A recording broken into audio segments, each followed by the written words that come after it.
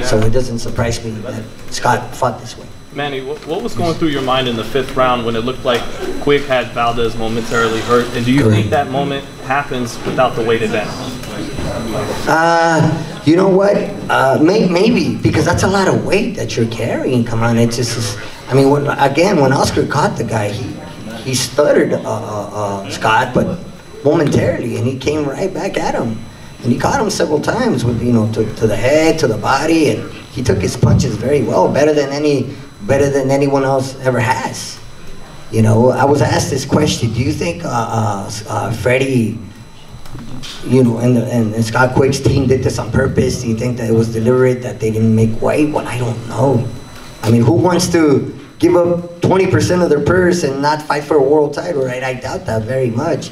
What were the reasons why Scott Quigg didn't make weight? I wish I knew. I wish I knew. Fractured his foot a month ago. I don't know. You're telling me this now. I mean, if he had a fractured foot, I don't think he'd be fighting. He did very well for a fractured foot. I mean, I don't know if I can believe that or not. Really. Manny, we've heard some of the plans with Valdez is to hope to build him into a top prize fighting featherweight like Morales and Barrera. He's definitely a top prize fighter, but do you think he's approaching or at the level that those guys were at in terms of? Oh man, we got some big shoes to fill, man. We got to stay grounded, man. We got to stay humble, man, and we leave that up to the public, up to the media, and you guys decide if he's there or not. We just got to keep working. We got to keep pushing forward. Did you find it suspicious or dubious they wouldn't do a second-day weigh-in? Absolutely. Are you kidding me? I mean, come on. Why wasn't that enforced? Are you kidding me? I have no idea. I don't have anything to do with that. I mean, Todd, I wish I knew. Do you know why the second-day weigh-in wasn't enforced? Enforced. Well, the IBF is the only organization that officially does a second day. Right, but a lot of times when a fighter doesn't make weight, it is actually protocol to say, wait, let's try to work something out to make it fair. I think there was a legitimate reason why Quigg didn't make weight. But I've seen a lot of fights where they say, okay, if you don't make weight, you do a second-day weigh-in. Well, listen, I think that the agreement that they had, obviously they asked for a second-day weigh-in. Quigg refused to do that, and I think rather than sit here and say, point fingers at people, I think you give credit to the people that got jump in the ring, and to Oscar and his team that say, listen, we're going to give this guy, we're going to take him on. He wants to cut some corners and have an unfair advantage, if that's what you want to say. We want to fight.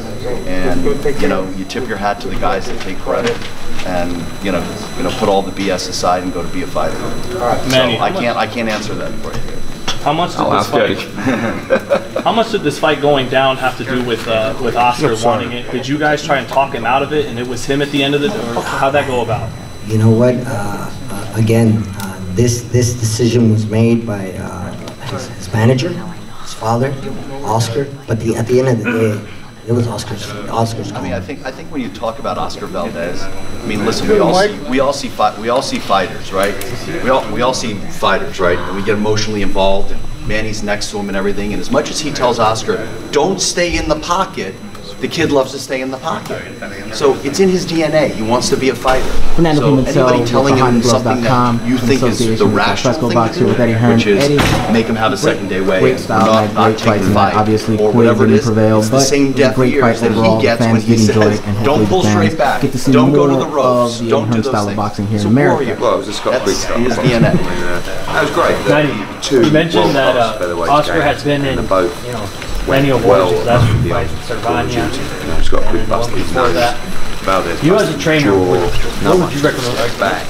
Like pretty much rest him for the rest of the year. Although Scott didn't necessarily box the right way all the time, he showed the fans what type of result great to watch, and it was a brilliant fight. But talk about the atmosphere. Styles make fights. Obviously, this fight was for the Styles make fights. You had British fans chanting. Yeah, the weather didn't help. I mean, look, the crowd wasn't too bad.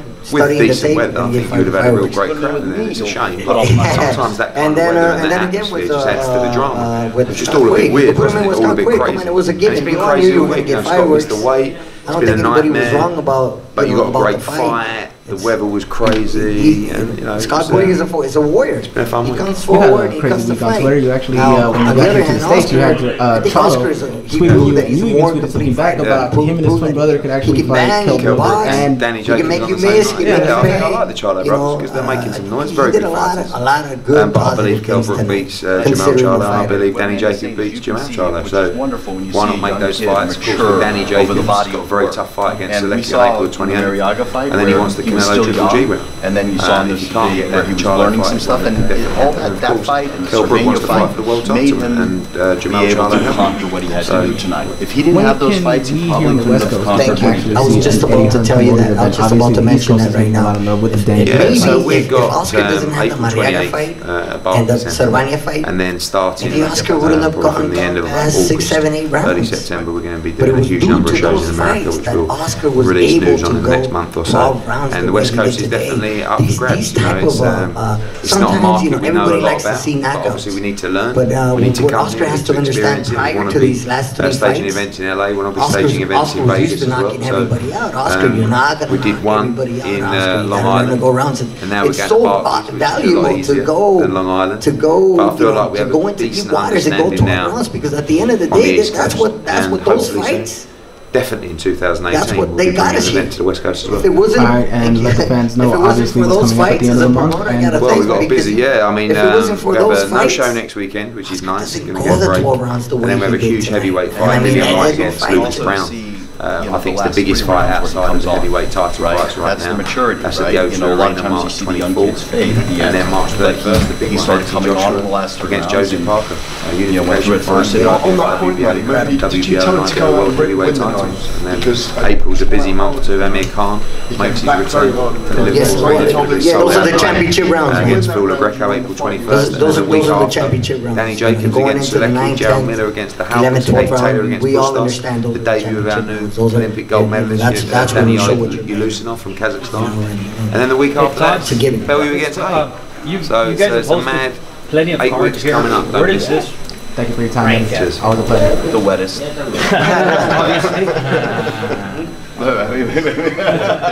I mean, listen. I mean, you know,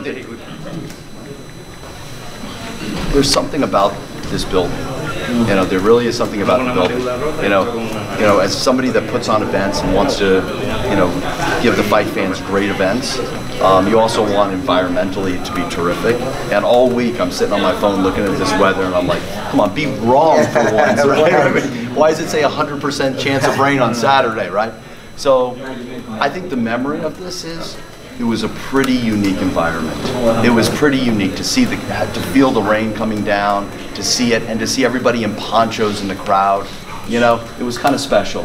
And once again, you had a great show. And you know, our matchmakers put on, you know, a terrific show. And every guy knows, every fighter knows, when he walks through that tunnel, this building, for some reason, if it's, you know, Bradley and Provodnikov or Alvarado and Rios, the walls are special here. And these kids give it, and you know, it was great. Like I said to, you know, I get a text from, you know, from Matthew Macklin, who's calling it for Scott. I get a text from him, and he says, I look forward to the fight. And I said, well, it's going to be like a pitch, not a ring. That's what it felt like out there. What do you think, Oscar? It's Michelle Joy Phelps. If you haven't already subscribed to our YouTube channel, make sure you do so by clicking this icon right here, or else.